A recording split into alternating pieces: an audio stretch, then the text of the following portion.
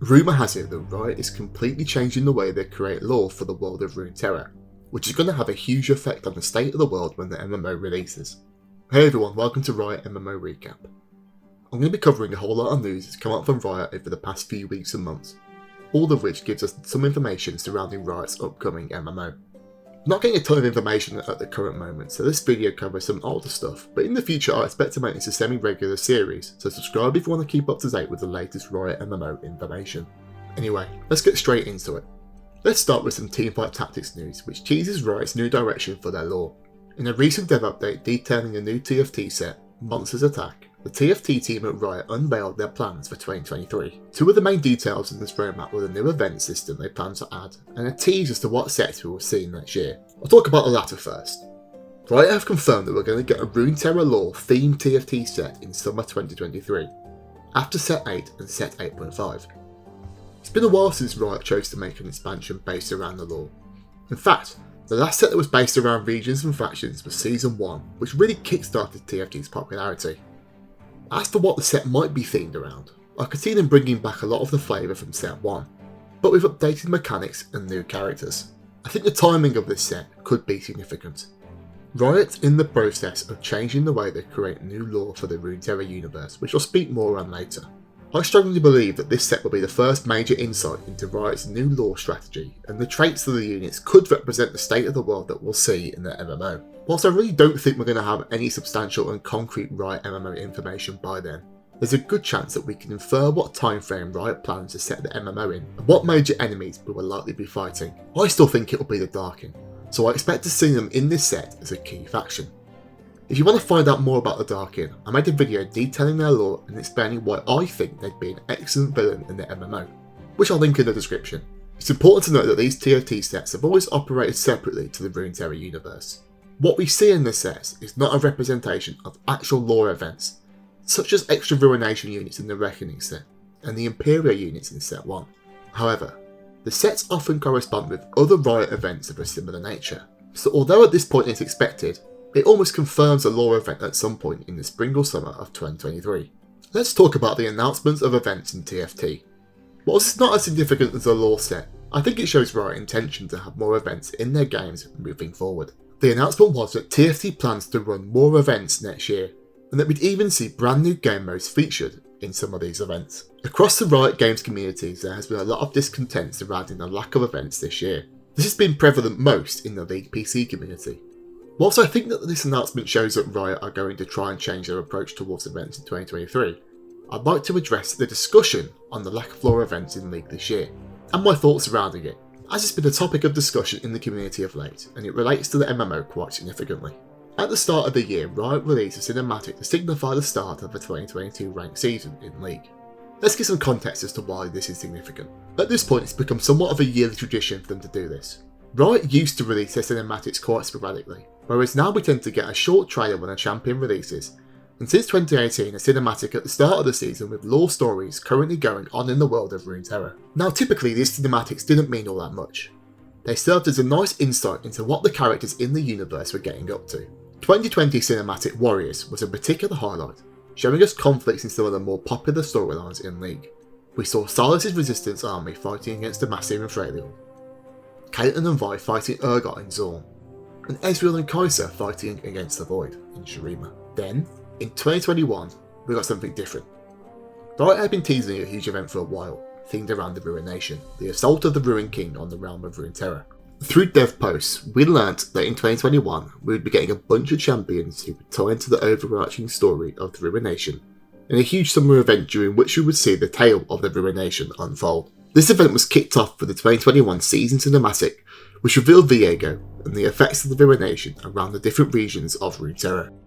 This was vastly different to what we had gotten before this. For the first time we would get to see the impact of one of these traders take place in Runeterra, as we would find out how the heroes of the realm would come together and fight against Viego. Although I won't go too in depth as to why, it's safe to say that many felt that the event we received didn't meet expectations. Lots of things went wrong behind the scenes, mostly due to the pandemic, and I don't think Riot were fully satisfied with the product they delivered either. But despite the disappointment that many felt about this event, for some, it set expectations that we would get this sort of event each year. So then comes the release of the Call cinematic at the start of 2022. With lingering expectations from the previous year, many assumed that we would get some sort of event at some point this year.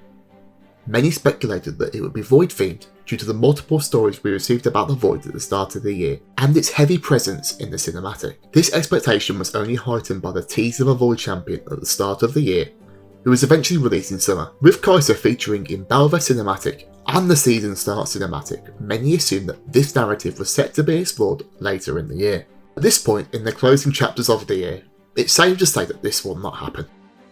Although Riot did deliver a lot of skin related events throughout the year, many fans are disappointed at the lack of a lore based event after the excitement and potential that the Ruination event had in 2021. Although I'm sad that Riot didn't want to go in this direction, I think there's many justifiable reasons as to why we didn't receive an event like the Ruination, and by no means do I think that league content is dying, as some are suggesting. Let me summarise why I think we didn't get an event like the Ruination this year.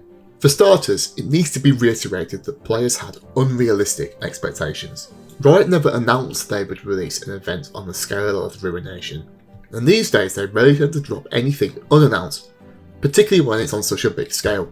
If we consider the lacklustre nature of the Ruination event, it's also fairly obvious as to why Riot wouldn't want to commit to something similar just a year later. Development of these sorts of events takes months of planning, and if you think about the time frame since the last major event, the team would have had to start working on it right after the end of the Ruination. They certainly want time to reflect on what they could have done better, and make it better for the next time they do something similar. In retrospect, if we look back at the 2022 cinematic, there's nothing to even suggest that we'd get an event this year. The narrative of the cinematic follows exactly the same pattern as Warriors. A few conflicts between key players in Runeterra with an overarching theme of the call to battle. It sets up plot points for sure, and we're keen to know how Sejuani is managing her tribe in the Freljord, and also just how fierce the Void threat is in Shurima. But none of the conflicts link together outside of the themes that I mentioned earlier. I think these together are enough to give Riot a justifiable reason and defence as to why we have no lore events this year. But there's also the wider point that I mentioned earlier in the video. Riot are changing their tack towards world building and narrative in Runeterra, and it's going to be a big overhaul when it eventually does come. I'd like to address what's going on, and why I think Riot is having this change of tack. So many of the people who are watching my videos aren't subscribed, so if you're enjoying this video, please consider helping me reach my goal of 1,000 subscribers. Like I said, it's clear that Riot are changing their approach to the lore in Runeterra. It's been noted by many in the community that after a really compelling start to the year, the lore we've received since then has been, well, we've pretty much had nothing. Lore enthusiasts have been dying for sustenance, and every new champion release has given them just enough to go into hibernation until the next one. For context, aside from content released alongside new champions, since January there's only been 2 new lore stories, the most recent of which was 6 months ago, and celebrated the relationship of Graves and Twisted's fate during Pride Month. This is definitely one of the longest lore droughts we've had, but Riot has hinted as to why this is the case. When the Udyr rework was released, Reeve, the lead gameplay producer for League, said that they were internally discussing the future of short stories going forward, and how they would play into greater story arcs. This is why we didn't get a short story alongside Udyr's release. It's disappointing to hear this, because it wouldn't be impossible to create self-contained short stories that are contained to a few characters without impact on the wider world. I'd also be disappointed if the only stories we get now are intended to tie together in a cinematic universe sort of fashion. Part of the great nature of being a League lore fan was not knowing which story you'd get to read next, and more of the world felt lived in because the stories would bounce around between characters and regions. Saying that, it's totally understandable that Riot has chosen to readjust the system for how they create new stories in the world of Runeterra.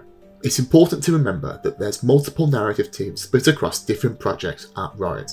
There's at least 5 teams working on the Runeterra IP, all of which are working on characters and locations that need to fit into the world of Runeterra. Something that's not been mentioned surrounding this discourse is that at the start of the year, Riot CEO Nicolo Durant announced that they were planning to simplify how the company worked, and that they wanted to encourage and improve the process of cross-team collaboration. Although he wasn't explicit in how this would roll out, the article gave the impression that the changes would come in throughout 2022. Whilst it's not been confirmed that this is the reason behind the lore drought, it would make sense that the gap in stories had stemmed from the narrative teams across the game's department coming together and consolidating their work. This in some ways was needed with what Riot has planned in the future. The release of the MMO means that the world they've been working on for many years gets to be poked and prodded by many fascinated players. This puts an insane amount of pressure on the narrative team to maintain continuity throughout the world that they've created. Although we're at least a few years outside of a release window, it's a good time to lay these foundations now. Building the intricacies of a world this large into a game is no easy feat and will likely take years, so having the whole team know where they stand will make that process much easier. So that's been the brief roundup of Riot MMO news and community discussions over the past few months. As I'm sure you've seen by now, Ghostcrawler, the Riot MMO director, did an interview with Cannon, a Lost Ark content creator. In this interview, he talked a lot about his game dev philosophy. By now, this has been covered enough by many channels, and in my honest opinion, it felt a little bit like a nothing burger, so I didn't feel the need to cover it here. I hope you enjoyed this video nonetheless. Leave a like if you did, and I'll see you in the next one.